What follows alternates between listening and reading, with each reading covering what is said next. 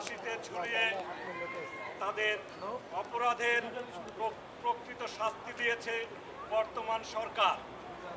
আমরা আমাদের পক্ষ থেকে, উদীচীর পক্ষ থেকে এবং নিউ ইয়র্কের প্রগতিশীল মানুষদের, জনগণের পক্ষ থেকে এই সরকারকে জানাই আন্তরিক অভিনন্দন।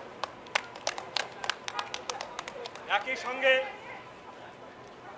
এখনো যে যুদ্ধাপরাধী রয়ে গেছে তাদেরকে আমরা অবিলম্বে বিচারের সম্মুখীন করতে চাই। আমাদের দাবি তাদেরকে অবিলম্বে বিচারের সম্মুখীন করা হোক। আপনারা জানেন বিগত কয়েকদিনে ফ্রান্সের প্যারিসে নিরপরাধ অজস্র শান্তিকামী ব্যক্তিকে নৃশংসভাবে খুন করা হয়েছে। মালিতে হোটেলে নৃশংসভাবে খুন করা হয়েছে শান্তিকামী মানুষকে। পৃথিবীতে যে সংগঠনটি আপনারা জানেন, আইসিস, তারা এই কাজগুলো করে চলছে প্রগতিশীল মানুষদের বিরুদ্ধে, আমাদের সংস্কৃতির বিরুদ্ধে, রাজনীতির বিরুদ্ধে, আমাদের অধিকারের বিরুদ্ধে। আমরা এদেরকে বিচারের সম্মুখীন করার দাবি জানাচ্ছি। একই সঙ্গে আমরা স্বাধীনতা বিরোধীদের, বাংলাদেশের স্বাধীনতা বিরোধীদের, মানুষের অধিকারের বিরোধীদের বিচারের সম্মুখীন করতে জোর দাবি জানাচ্ছি। এই দাবিগুলো নিয়ে আমরা আজকে এখানে হাজির হয়েছি। আমরা আশা করি আপনারা আমাদের সঙ্গে থাকবেন। উদীচী যুক্তরাষ্ট্রের পক্ষ থেকে আমরা কয়েকটি গণসংগীত করব এবং একই সঙ্গে আমাদের কর্মীবৃন্দ, আমাদের শুভানুধ্যায়ীরা আপনাদের সম্মুখে দুটি কথা বলবেন। এ প্রসঙ্গে প্রথমে আসবেন আমাদের সর্বজনশ্রদ্ধেয়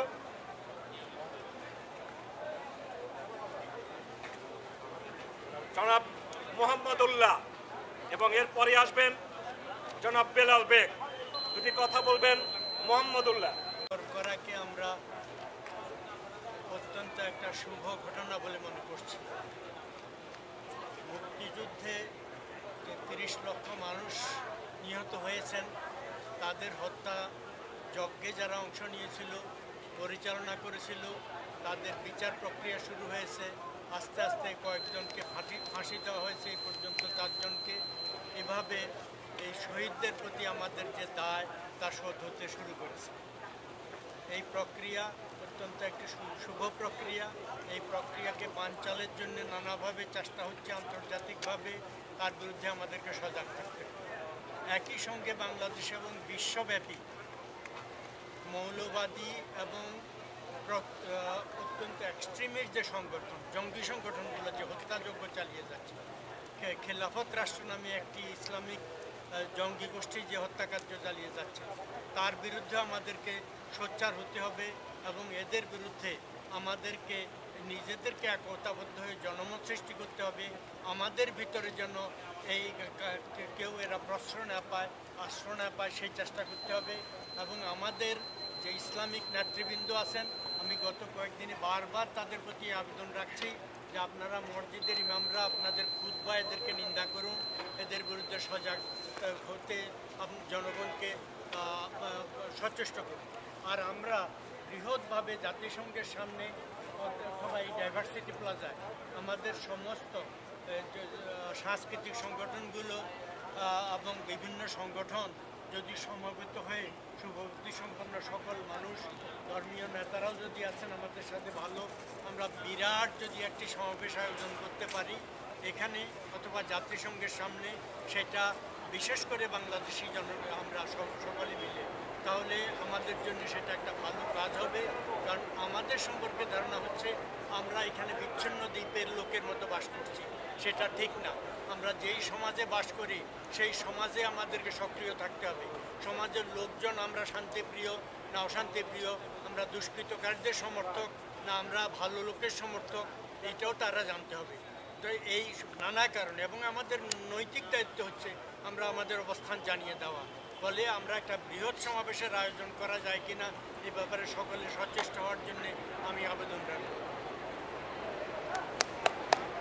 সুধীবৃন্দগণ, দুটি কথা শুনলাম আমাদের সর্বজনশ্রদ্ধেয় জনাব সৈয়দ মোহাম্মদুল্লাহর কাছে। আমরা উদীচী যুক্তরাষ্ট্রের পক্ষ থেকে প্রস্তুতি নিয়ে এসেছি, কিছু গণসঙ্গীত শোনাবো।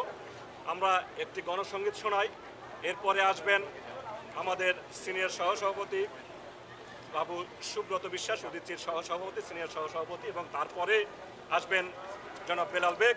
এর মাঝে মাঝে আমরা আপনাদেরকে দু একটি গণসঙ্গীত শোনাবো। আমরা প্রথমে একটি গণসঙ্গীত শোনাই, যেটি ডিএলআর গান, আপনারা কণ্ঠ মেলান। এরপরে আসবেন সুব্রত বিশ্বাস।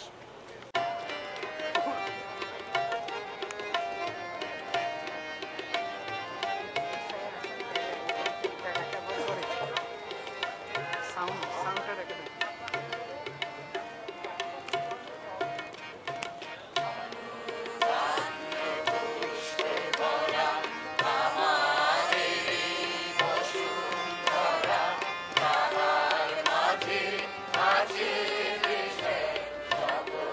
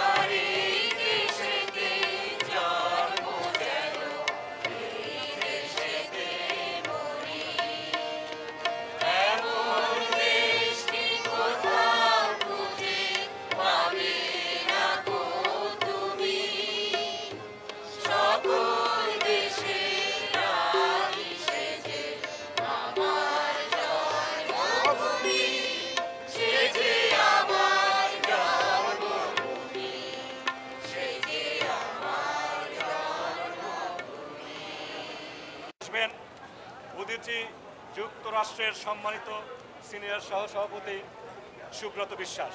দুটি কথা বলবেন সুব্রত বিশ্বাস। মুক্তিযোদ্ধা হিসেবে যখন 16ই ডিসেম্বর বাংলাদেশে ঢুকি, আমি যে আনন্দ উপভোগ করেছিলাম, আমি গতকাল একই আনন্দ উপভোগ করেছি। আমি গর্বিত এই বর্তমান সরকারের উপর। আমি আনন্দিত এই জন্য যে যেসব পিতৃহারা মাতৃহারা শিশুরা কালকে তাদের চোখে জল দেখেছি, তাদের সেই দুঃখ কিন্তু কালকে দুঃখের কান্না ছিল না, কালকে তাদের কান্না ছিল সুখের কান্না। যে 40 বছর তাদের বুকে মধ্যে যে যন্ত্রণা তারা ধারণ করে আসছিল, কালকে তাদের সেটি আমি মনে করি লাঘব হয়েছে। আমি সেজন্য খুশি। পাশাপাশি আমি বলতে চাই যে আমি অত্যন্ত খুশি আরেকটি কারণে, যেটা হলো যে দীর্ঘ 40 বছর পর এই নারকীয় কুলাঙ্গারা কালকে স্বীকার করেছে, যে অপরাধ স্বীকার করে প্রাণ ভিক্ষা চেয়েছে। এই জন্য আমি খুশি, এবং সাথে সাথে তারা যে অপরাধ করেছে এবং তার দলও একইভাবে খুশি, সেই জন্য আমি অত্যন্ত আনন্দিত। একই সাথে আমি প্রতিবাদ এবং ঘৃণা জানাই এবং সরকারের কাছে দাবি জানাই, বিএনপি নামক যে নরক কীটগুলো যেগুলো কালকে তারা যে বক্তব্য দিয়ে গেছে, আমি মনে করি সেগুলো আমার রাষ্ট্রের বিরুদ্ধে, আমার কোর্টের বিরুদ্ধে, কোর্ট উপমানর বক্তব্য। আমি সরকারের কাছে দাবি জানাই তাদের এই বিয়ের জন্য বক্তব্যের জন্য তাদের বিচার করা হোক। এবং পাশাপাশি এই কথা বলতে চাই, তারা কালকে বিএনপির জামাতের পক্ষে, রাজাকারের পক্ষে, শাখার পক্ষে, মুজাহিদের পক্ষে বক্তব্য দিয়ে তারা তাদের অবস্থান পরিষ্কার করে দিয়েছে যে তারা জামাতের প্রতিভু এবং জামাতকেই তারা প্রতিষ্ঠিত করেছিল। ধন্যবাদ।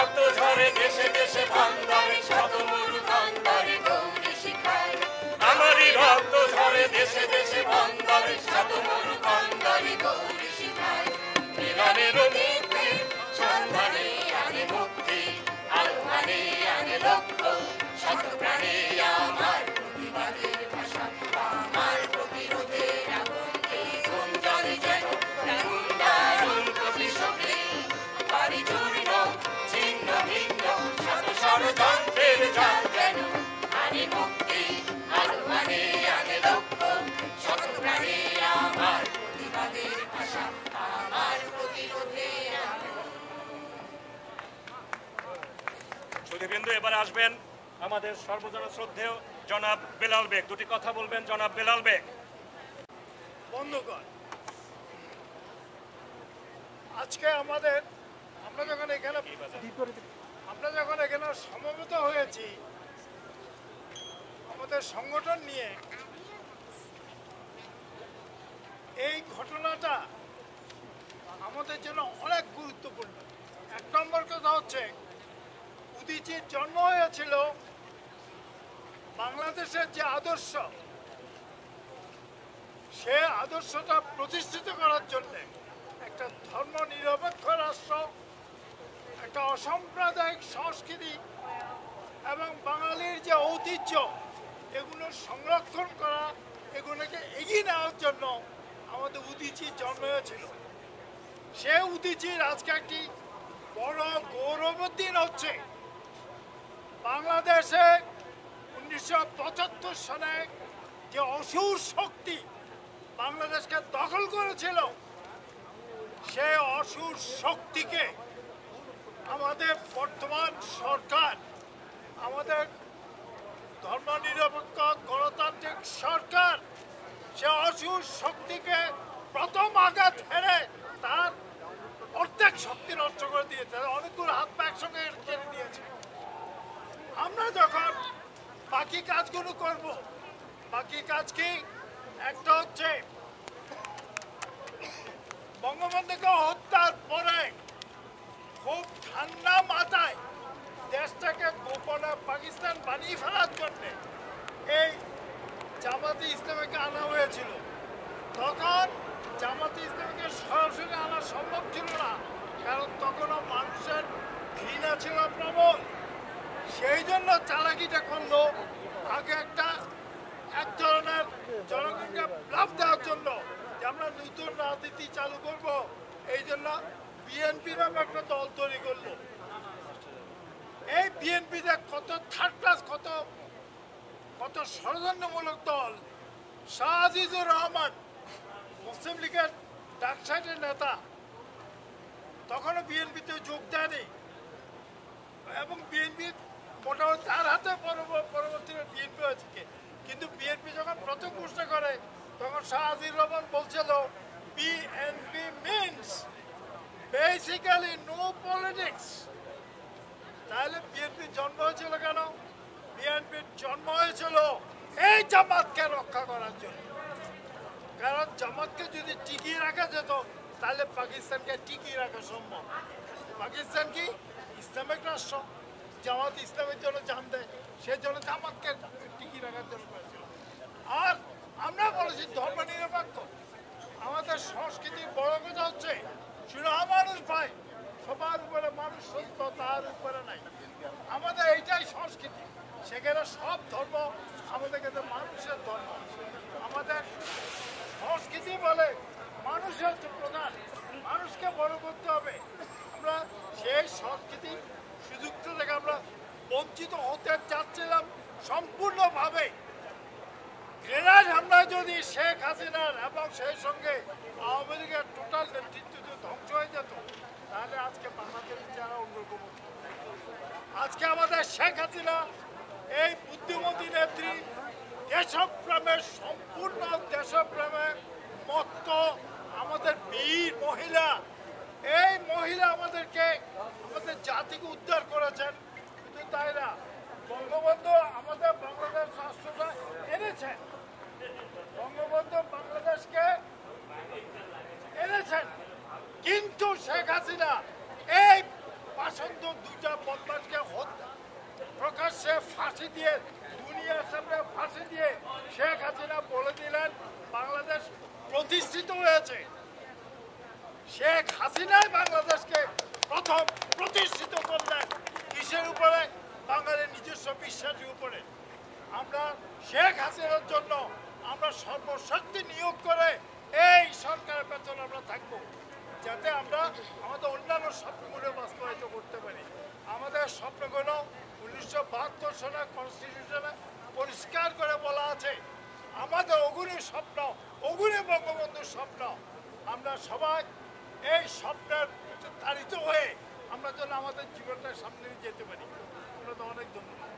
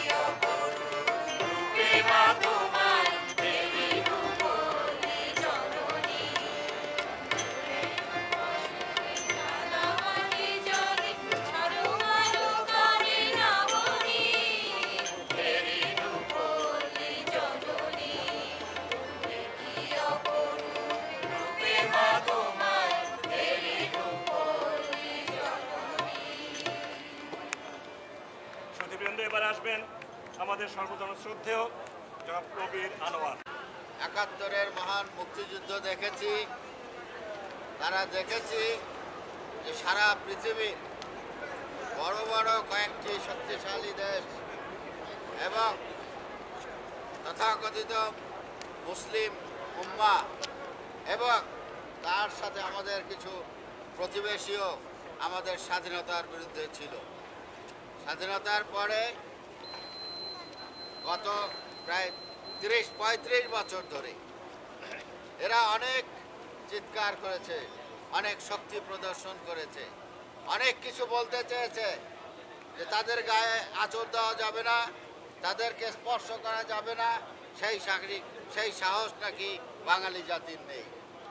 কিন্তু গতকালকের ঘটনায় এটা প্রমাণিত হয়ে গেছে যে বাঙালি যদি ঐক্যবদ্ধ হতে পারে, তার সরকার যদি সপক্ষে থাকে, তার সরকার প্রধানের যদি ইচ্ছা থাকে, তবে বাঙালির শত্রু যারা তাদেরকে পরাস্ত করা এমনকি ফাঁসির দণ্ডে ঝুলিয়ে দেওয়া কোনো অসম্ভব ব্যাপার নয়। ধন্যবাদ এই সরকারকে। আমি মনে করি এই একটি ঘটনায় প্রধানমন্ত্রী শেখ হাসিনা চিরদিন অমর হয়ে থাকবেন। আমরা তাকে ধন্যবাদ জানাই। এখন নানা রকম কর্মকাণ্ড চলছে, আসুন ঐক্যবদ্ধ হয়ে সরকারকে অনুরোধ করি এইগুলির জন্য পদক্ষেপ নিতে, যেন সরকার আর আমরা জনগণ একতাবদ্ধ হয়ে সেই স্বাধীনতার মূল্যবোধে উদ্বুদ্ধ হয়ে আমরা একত্রে কাজ করতে পারি, তবে এগুলোকেও আমরা একদিন পরাস্ত করে ঠিক স্বাধীনতার অঙ্গীকার যেটা ছিল, মূল্যবোধ যেটা ছিল, সেইভাবে দেশ পরিচালনা করতে পারবো। ধন্যবাদ আপনাদের। অভিনন্দন জানাচ্ছি যে বাংলাদেশে আজকে যে আইনের শাসন প্রতিষ্ঠা হয়েছে এটা শুধুমাত্র বঙ্গবন্ধু কন্যা শেখ হাসিনার জন্যই সম্ভব হয়েছে, অন্য কেউ এই বিচার সহজ করতে পারতেন না। আমি এই সাথে সাথে জননেত্রী শেখ হাসিনাকে অনুরোধ জানাবো যে যারা বাংলাদেশের মানুষের সম্পদকে আত্মসাৎ করেছে, সেই শাখা চৌধুরী সহ অন্যান্য মানবতা বিরোধী, তাদের সম্পত্তি যেন বাজেয়াপ্ত করে মুক্তিযোদ্ধা এবং অন্যান্যদেরকে এই সম্পত্তি যেন বিলিয়ে দেয় এবং তাদের অবস্থার জন্য উন্নতি করে। আমরা জানি তারা অনেক মানুষের সম্পত্তিকে আত্মসাৎ করেছে। আমি মনে করি এই সম্পত্তি বাংলার জনগণের এবং এই সম্পত্তি তাদেরই পাওয়া উচিত। জয় বাংলা, জয় বঙ্গবন্ধু। ধন্যবাদ। আমি বাতেন ভাইয়ের সঙ্গে অ্যাড করতে চাই, এই কথাটি আমরা কেউ বলিনি।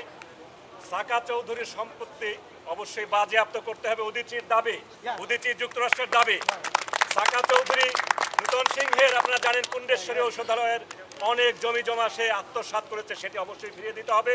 একই সঙ্গে যত জমি জমা তার আছে, যত সহায় সম্পত্তি আছে, সেটিকে বাজেয়াপ্ত করতে হবে এবং আমাদের জনগণের মাঝে সেটি বিলিয়ে দিতে হবে।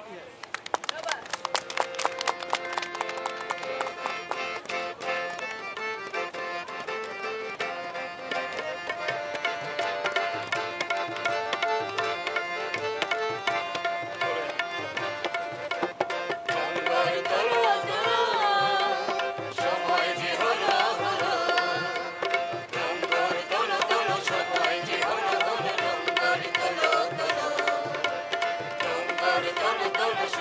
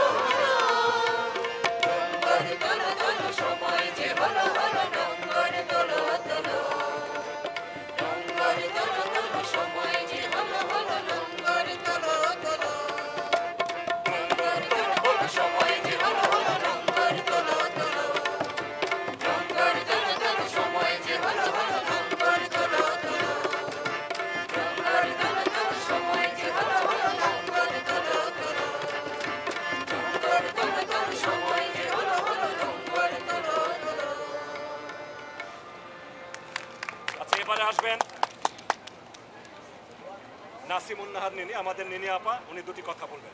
দুটি কথা বলার আগে প্রথমে আমি সেই বিদুষী সাহসী নারী বাংলাদেশের বর্তমান প্রধানমন্ত্রী শেখ হাসিনাকে আমার প্রাণঢালা অভিনন্দন ও শুভেচ্ছা জানাচ্ছি। তিনি ছাড়া এই সাকা চৌধুরী, তিনি ছাড়া এত বড় বুকের পাটা নিয়ে কেউ এই সাকা চৌধুরী আর এই সেক্রেটারি জেনারেল জামায়াতের মুজাহিদকে বিচারের সামনে আনতে পারতো না, ফাঁসির কাস্টে ঝুলাতে পারতো না। অভিনন্দন জানাই তাকে, অভিনন্দন জানাই উদিচিকে। এমন একটি সময় আজকে গণজাগরণের গানকে আমাদেরকে সেই আলো বলে, গানটির মধ্যে শেষ হলো আলো জ্বালাতে, তারা আলো নিয়ে এসেছে। এই আলোর পথে আমাদের হাঁটতে হবে।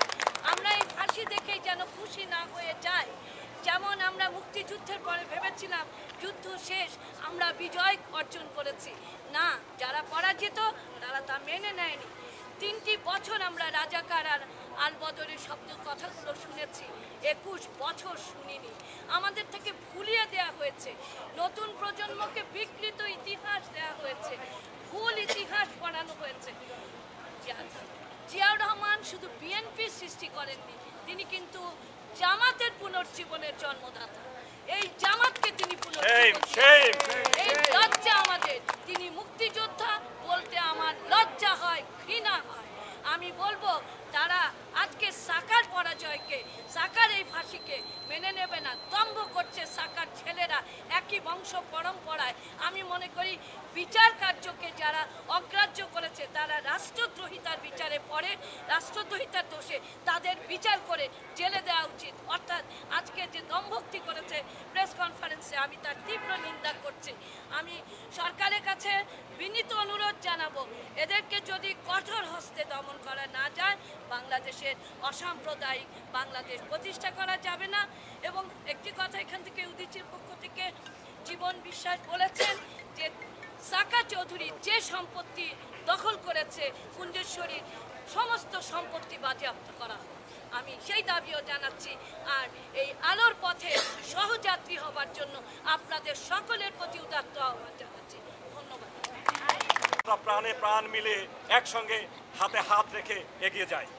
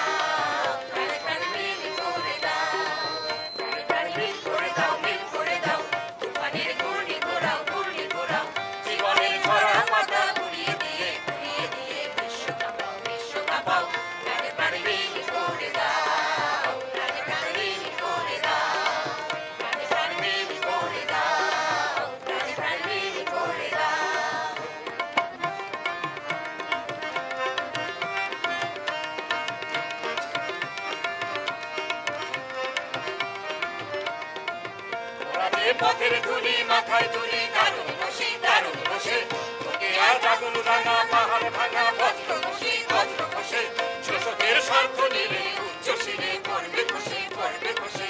আজ তার রক্ত ভাষার গোলাই নামাও, প্রাণে প্রাণে মিল করে দাও, প্রাণে প্রাণে মিল করে দাও, প্রাণে প্রাণে মিল করে দাও, প্রাণে প্রাণে মিল করে দাও।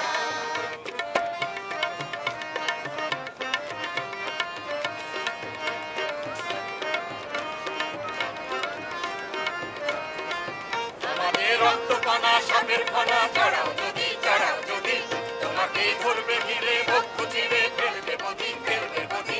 মোরা যে ক্ষিপ্ত নাগর সিদ্ধ কেশর সিংহপতি সিংহপতি, আসিব তোমায় আজি কোথায় পালাও, প্রাণে প্রাণে মিল করে দাও, প্রাণে প্রাণে মিল করে দাও, প্রাণে মিল করে দাও, প্রাণে প্রাণে মিল করে দাও।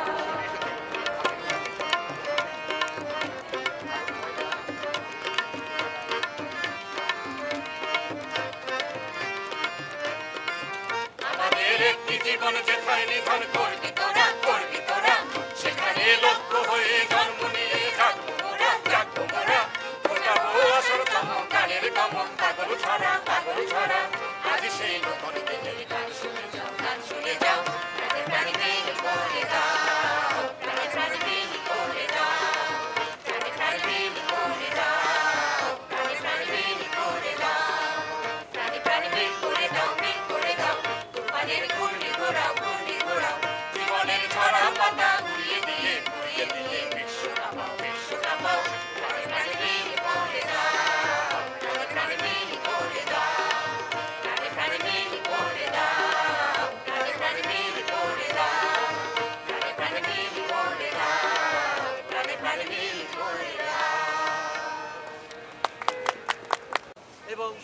ফ্যামিলির একজন সদস্য হিসাবে আমাকে এখানে কিছু বলার জন্য। এই চট্টগ্রামের কুলাঙ্গার শাখা চৌধুরী, আমি চট্টগ্রামে 15ই এপ্রিল 1971 আমার বাবা শহীদ doctor Ashraf Ali Talukdar, professor Chittagong medical college, এবং আমি তখন সেকেন্ড ইয়ারে পড়ি ঢাকা মেডিকেল কলেজে, আমাকে যেভাবে চট্টগ্রাম ক্যান্টনমেন্টে তাদের দোসর বাহিনী নিয়ে হত্যা করা হয়েছিল, তারা ভেবেছিল আমি মরে গিয়েছি। আমার সামনে আমার বাবাকে শহীদ করা হয়েছে। আজকে সেই সরকারের প্রধান, জাতির জনক বঙ্গবন্ধুর সুযোগ্য কন্যা, গণতন্ত্রী বাংলাদেশ সরকারের লৌহ শক্তি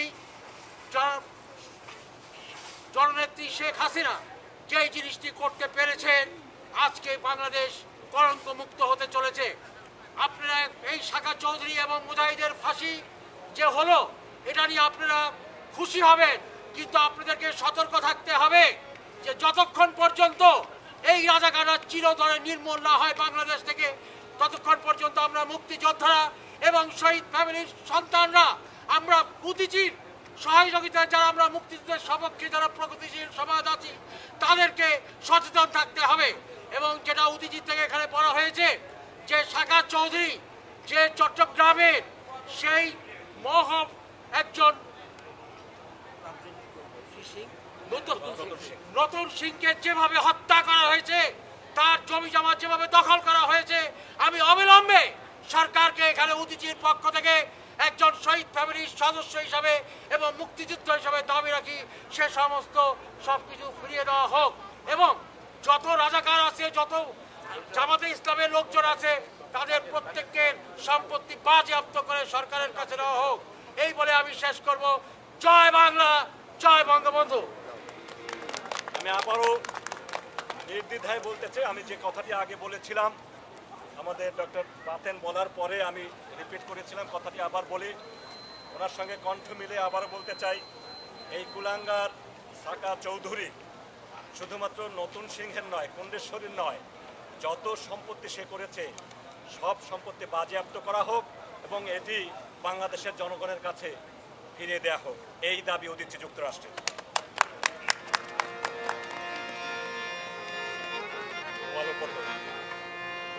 আলোর পথ যাত্রী এ যে রাত্রি, এখানে থেমো না, এই বালুর চরে আশা করুণী তোমার যেন বেদনা। আমি শান্ত যে তবু হাল ধরো, আমি সেই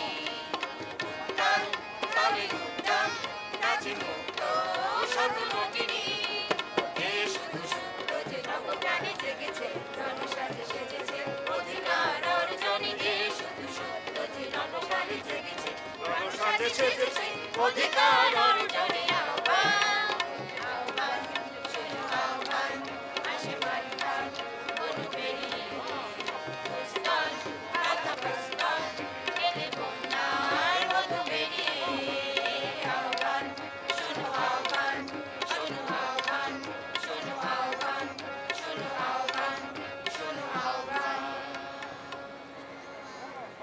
মন্ডলীর সর্বশেষ বক্তা জনাব মুজাহিদ আনসারী আসবেন। জনাব মুজাহিদ আনসারী।